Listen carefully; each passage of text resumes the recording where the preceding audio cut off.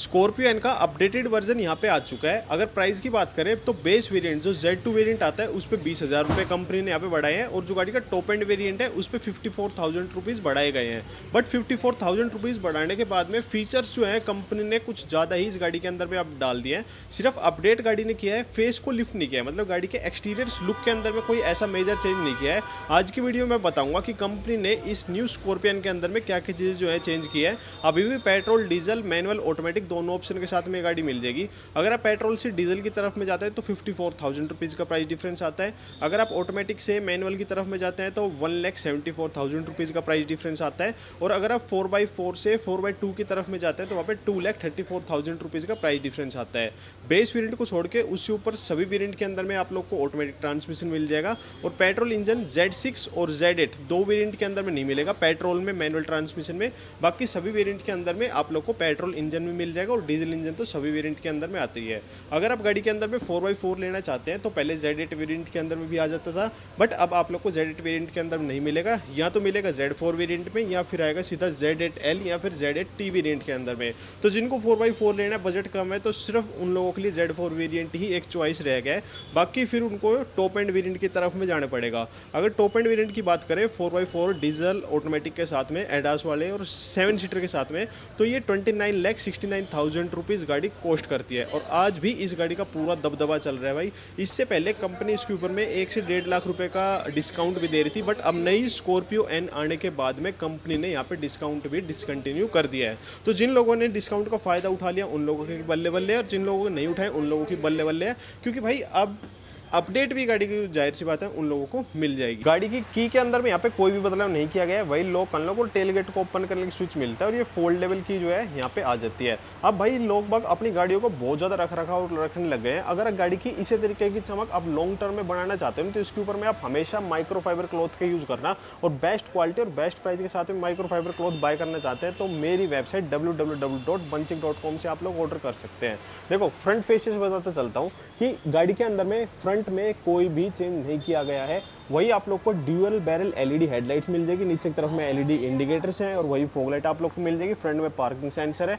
Front में camera गाड़ी में पहले भी आता था और अभी भी आप लोग को फ्रंट में कैमरा मिल जाएगा। एडास जो है गाड़ी के अंदर में पहले भी आ रहा था और अभी भी आप लोग को एडास मिल जाएगा। साइड प्रोफाइल के अंदर जैसे आप देखोगे तो मेजर चेंज कोई भी नहीं किया गया है, सिर्फ जो गाड़ी के अलॉय व्हील्स है इसके अंदर में आप लोग को चेंज देखने के लिए मिल जाएगा। बेसिकली जो इसका टायर सेक्शन है वो बिल्कुल सेम है, 255/60 R18 इंच का दे रखा है। फ्रंट भी डिस्क है, और जो रियर है वो भी आप लोग को डिस्क ब्रेक मिल जाएगा।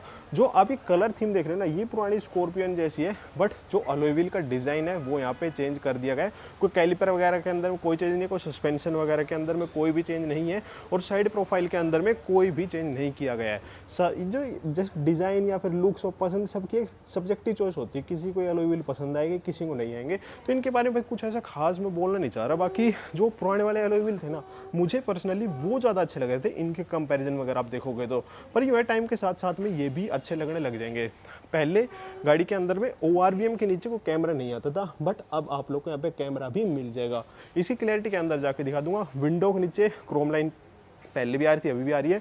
पैसेंजर साइड में कोई रिक्वेस्ट सेंसर पहले भी नहीं आता था। जब शुरुआत में कंपनी ने लॉन्च की थी ना स्कॉर्पियन, तब पैसेंजर साइड में रिक्वेस्ट सेंसर देती थी, बट उसके बाद में उन्होंने हटा दिया था, तो अब वो हटा ही पड़ा है। और ये डार्क क्रोम यहाँ पे दे रखा है, जो बिल्कुल क्रोम रहते हैं ना, वो वाली चीज़ यहाँ पे नहीं दी गई है। मतलब इसके अंदर थोड़ी येलो सी शेड आएगी और ये वाली क्रोम की शेड आएगी। अब बढ़िया बात एक मुझे जो सबसे अच्छी इस गाड़ी के अंदर में लगी है कि टिंटेड ग्लास गाड़ी के अंदर में आप लोग को मिल जाएंगे, पूरे आगे से पीछे तक टिंटेड ग्लास दे दिए हैं। अब इनको देने का एक रीज़न मुझे भाई जो पर्सनल लग रहा है ना, वो ये है कि गाड़ी के अंदर में पैनोरामिक सनरूफ दे दी, तो पैनोरामिक सनरूफ से थोड़ी गाड़ी के अंदर में गर्मी बढ़ेगी, तो इस वजह से हो सकता है कि कंपनी ने यहाँ पे टिंटेड ग्लास डाल दियो। भाई ये वाला अपडेट मुझे बेसिकली बहुत ही ज़्यादा अच्छा लगा। ORVMs के नीचे कोई आप लोग को पडल लैंप्स नहीं मिलेंगे, वही मेटल की रूफ रेल्स है। अब क्या है, आप लोगों को गाड़ी के अंदर में पैनोरामिक सनरूफ भी मिल जाएगी। और पहले जो शार्क फिन का एंटीना आता था वो आपको जैसे व्हाइट है तो व्हाइट कलर का मिलता था, अब यहाँ पे ब्लैक कलर का शार्क फिन का एंटीना दे रखा है। 57 लीटर की गाड़ी के अंदर में फ्यूल टैंक कैपेसिटी आ जाती है, और वही एड्रोनॉक्स अभी भी गाड़ी के अंदर मिल जाएगा। फ्यूल लीड अगर आप ओपन करना चाहते हो यहीं से हो जाती है। DF और डीजल डालने के लिए गाड़ी के अंदर में यहीं पे ही दिया गया है। देखो अगर आप पेट्रोल से डीजल के अंदर देखोगे तो प्राइस डिफरेंस सिर्फ 61,000 रुपये का है, पर जिनकी रनिंग थोड़ी कम है ना, मैं कहूँगा कि वो इस गाड़ी का पेट्रोल वर्जन ही खरीदें। माइलेज आप लोग को जरूर कम मिलेगी, बट ये थोड़ी सी लंबी आप लोग की चल जाएगी। अब रनिंग कम कैसे बोल रहा हूँ कि उनकी साल में मान लो चलती है भाई मुश्किल से 5000 किलोमीटर, तो उन लोगों के लिए पेट्रोल बिल्कुल ठीक है। बट अगर आपकी 10,000 भी चलती है तो उन लोगों के लिए डीजल एक नंबर का रहेगा, क्योंकि गाड़ी माइलेज नहीं देती भाई पेट्रोल के अंदर में। जो ये गाड़ी ऑन करते हैं ना, उनसे मैंने काफ़ी फीडबैक ले रखा है, वो यही बोलते हैं कि गाड़ी मुश्किल से 10-11 इतने की माइलेज निकाल के देती है। तो बिल्कुल ही कम रनिंग है और यही लेनी है तो फिर फ़ायदा है। यहाँ पे रिक्वेस्ट सेंसर सिर्फ ड्राइवर साइड के अंदर में ही आप लोग को मिलेगा। अब देखो डिग्गी के अंदर दिखाता हूँ क्या क्या चेंज है। बैक प्रोफाइल के अंदर में कंपनी ने कुछ भी चीज़ें चेंज नहीं की हैं, बिल्कुल एज इट इज़ का एज इट इज़ है। वही आप लोग को 2 पार्किंग सेंसर्स यहाँ पे मिल जाएंगे। कंपनी ने जब पहले लॉन्च की थी तो 4 पार्किंग सेंसर आते थे, पर उसके बाद में 2 कर दिए थे, तो अभी भी आप लोग को यहाँ पे 2 पार्किंग सेंसर्स ही मिलेंगे। पीछे की तरफ में डिफॉग और वाइपर दोनों चीज़ें हैं, स्टॉप लैम्प स्पॉइलर दोनों ही चीज़ें दे रखी हैं। देखो इंटीरियर्स के अंदर में जो इसका डोर हैंडल है वही आप लोग को ब्लैक कलर का मिलेगा, सिर्फ पीछे वाले डोर के ऊपर में हाइड्रोलिक्स जो है यहाँ पे दे रखे हैं। पहले जो गाड़ी की रूफ थी ना, यहाँ पे थोड़ी सी अलग फील होती थी क्योंकि कर्टन नहीं था। अब कर्टन पूरा पीछे आके बंद होता है, तो ये वाला एरिया यहाँ से थोड़ा सा उठा रखा है। यूँ मत सोचना कि हेडरूम यहाँ पे कम हो गया है, सिर्फ आपके पीछे की तरफ में रहेंगे, बट आगे की तरफ में कि हम से यहाँ पे आ चुका है। रीडिंग लैंप्स जो है गाड़ी में यहाँ पे दे रखे हैं। स्पीकर्स अभी भी गाड़ी के अंदर में आ रहे हैं। अभी भी गाड़ी की 3rd रो के अंदर में कोई एयर के वेंट्स आप लोगों को नहीं मिलेंगे। वही टूल किट यहाँ पे दे रखी है और एक 12 वोल्ट का शॉक किट क्या है यहीं पे दिया गया है। और नीचे की तरफ में जो सारे टूल किट्स हैं वो यहीं पे दे रखे हैं। सीट ऊपर करने के लिए इस तरीके से करके आप लोग कर सकते हो। मतलब 3rd रो को अगर हम ऊपर कर देते हैं तो स्पेस बहुत अच्छा सा गाड़ी के अंदर में बन जाता है। बट हाँ, ये मुझे लग रहा था कि गाड़ी के अंदर में ना 3rd रो में एयर के वेंट्स होने बहुत ही ज़्यादा ज़रूरी थे, बट इसके अंदर में वो दिए नहीं गए हैं। अब इंटीरियर्स के अंदर में जो है गाड़ी में मेजर चेंज आप लोग को देखने के लिए मिल जाएगा। डोर के ऊपर में यहाँ पे कोई भी चेंज नहीं किया गया है। कलर थीम के अंदर में भी कोई भी चेंज नहीं किया गया है, same as it is colour theme आएगी। और ये auto up and down feature के साथ में यहाँ पे मिल जाता है। अगर आपकी गाड़ी बंद भी पड़ी है तो भी अगर आप इसको दबाओगे तो आपका जो मिरर्स है वो नीचे आ जाएंगे, ऊपर करोगे तो ऊपर की तरफ में आप लोग के चले जाएंगे। सोनी के स्पीकर्स ही गाड़ी के अंदर में आप लोग को मिल जाते हैं। इलेक्ट्रिकली एडजस्टेबल आप लोग को सीट मिल जाती है, लंबार सपोर्ट में यहाँ पे आ जाती है। और जो सीट अपहोल्स्ट्री है वो यहाँ लेदर की दे रखी है। इसकी कलर थीम के अंदर में भी यहाँ पे कोई भी चेंज नहीं किया गया है। इतना पूरा पार्ट ये आप लोग को वेंटिलेटेड वाला मिल जाता है, जो कि इसकी स्क्रीन से ही ऑपरेट होता है। इंजन स्टार्ट स्टॉप का स्विच कोई चेंज नहीं है। Front parking sensor, light levelling के लिए क्या है आप लोग को यहीं पे कंट्रोल्स मिल जाएंगे। स्टीयरिंग व्हील के अंदर में यहाँ पर कोई भी चेंज नहीं किया गया है, वही लेदर रैप स्टीयरिंग व्हील है। म्यूजिक के कंट्रोल, क्रूज कंट्रोल, MID के लिए आप लोग को यहाँ पे कंट्रोल्स मिल जाएंगे। अगर इसके इग्निशन को ऑन कर लेता हूँ फिर दिखाता हूँ क्या क्या चीज़ें जो है यहाँ पे इसके अंदर में आप लोग को मिल जाएगी। जो स्टीयरिंग व्हील है इसके अंदर में लोग हो टिल्ट एडजस्टमेंट है। टेलीस्कोपिक एडजस्टमेंट गाड़ी के अंदर में अभी भी नहीं आई है। ऑटो हेडलैम्प्स यहाँ पे दिए गए हैं। ऑटो वाइपर्स आप लोग को मिल जाएंगे। देखो ये जो इंस्ट्रूमेंट क्लस्टर है सेम थार वाला ही यहाँ पे दिया गया है, पूरा डिजिटल के अंदर में कर दिया है। मुझे ऐसे लग रहा था वीडियोस में देखने के बाद में कि थोड़ा सा बड़ा सा ही लगेगा, बट ये कोई बड़ा यहाँ पे महसूस नहीं हो रहा है, बिल्कुल छोटा सा ही लग रहा है। क्लियरिटी ओके है। डिस्प्ले लेआउट के अंदर दिखाता हूँ क्या क्या है। सेम थार वाली चीज़ें हैं भाई।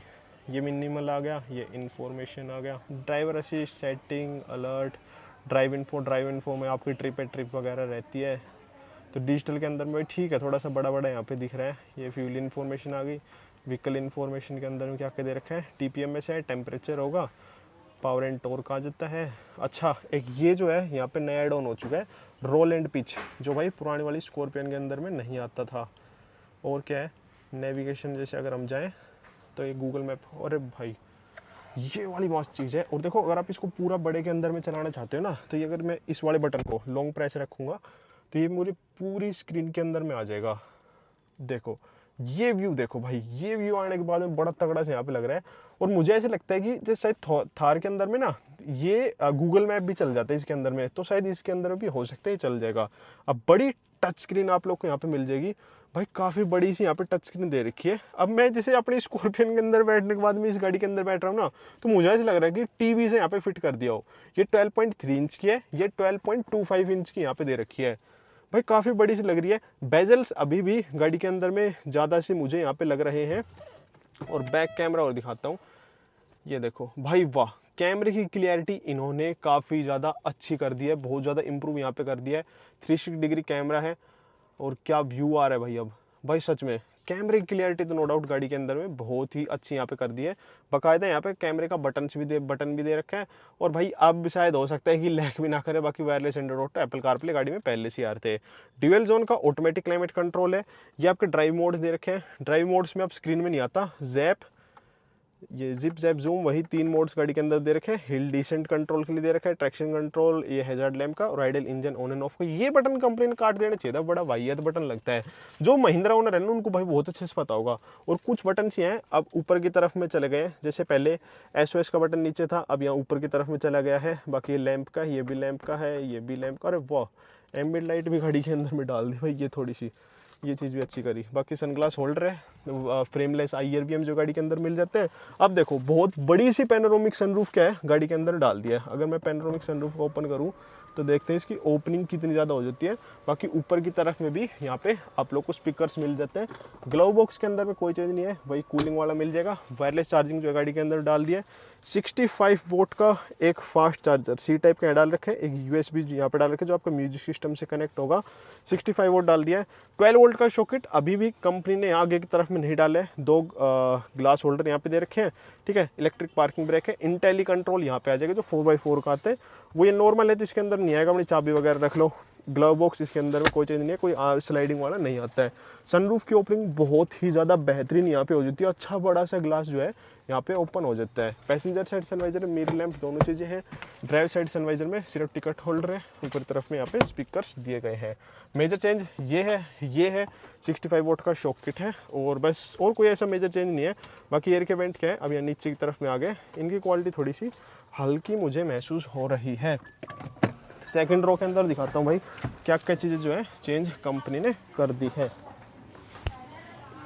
देखो यहाँ पे कोई चेंज नहीं है, कोई कर्टेन्स वगैरह गाड़ी के अंदर में ऐड ऑन नहीं हुए हैं। सिर्फ एक चीज़ का चेंज आप लोग को देखने के लिए मिल जाएगा कि पीछे पहले नॉर्मल 15 वोट का आता था, बट अब क्या है यहाँ पे 65 वोट की चार्जिंग डाल दी है। और थोड़ा सा ये पैनल भी मुझे अलग लग रहा है, जो नोब है इसका डिज़ाइन भी ऊपर की तरफ से अलग मुझे लग रहा है। बाकी और कोई चेंज नहीं है। और पीछे से कुछ ऐसे लगता है गाड़ी का इंटीरियर देखने में, भाई बड़ी सी सनरूफ आ गई है ना, तो इस वजह से गाड़ी का कैबिन अब थोड़ा सा खुला सा महसूस हो रहा है। पहले गाड़ी की सनरूफ ओपन होती थी तो यहीं तक होती थी तो इतना पता नहीं चलता था, पर अब ये ओपन हो रही ना तो ऐसा लग रहा है कि आधी छत ही खुल गई है पूरी, तो यहाँ से कुछ अच्छी सी फील आ रही है। बाकी जो रीडिंग लैंप्स है अब यहाँ साइड में कर दिया है, पहले सेंटर में आता था बट अब साइडों के अंदर में गाड़ी में रीडिंग लैंप्स कर दिया है। सीट अभी भी कोई आगे पीछे नहीं होती है, सिर्फ वही थोड़ी सी रेक्लाइन होती है। और कंफर्ट के अंदर में कोई भी चेंज यहाँ पे नहीं किया गया है। अब देखो एक और चीज़ दिखाता हूँ। अभी देखो मेरी सनरूफ खुली पड़ी है ना, अभी मैं इसको लॉन्ग प्रेस रखूँगा, ये देखो मेरी सनरूफ यहीं बाहर की बाहर से ही बंद हो जाएगी। बाकी आप एड्रोनॉक्स से भी कर सकते हो अगर आपने 2500 रुपये का ईयरली रिचार्ज कराया हुआ है तो। और अगर आपके विंडोज़ भी खुले रह गए हैं उनको खोलना चाहते हो तो इसी से ही आप लोग कर सकते हो। अब जो गाड़ी का इंजन है इसके अंदर में कोई भी बदलाव नहीं किया गया है, वही 2 इंजन आप लोग को मिल जाएंगे। 2.2 लीटर का डीजल इंजन और 2 लीटर का पेट्रोल इंजन। 174 bhp और 400 Nm का टॉर्क ये गाड़ी आप लोग को निकाल के दे देगी ऑटोमेटिक ट्रांसमिशन के अंदर में। और मैनुअल ट्रांसमिशन के अंदर में टॉर्क थोड़ा सा कम रहता है, क्योंकि ऑटोमेटिक के अंदर में टॉर्क थोड़ा सा ज़्यादा जाता है ना, तो बराबर करने के लिए ऑटोमेटिक के अंदर में थोड़ा ज़्यादा टॉर्क आप लोग को मिल जाएगा। माइलेज जो है हाईवे के ऊपर में ऑटोमेटिक ट्रांसमिशन ठीक ठाक चलाते हो तो आपको ये 15 से 18 की माइलेज निकाल के दे देती है। तो कैसी लगी वीडियो नीचे कमेंट करके जरूर बताना। जय श्री राम, जय बजरंगबली।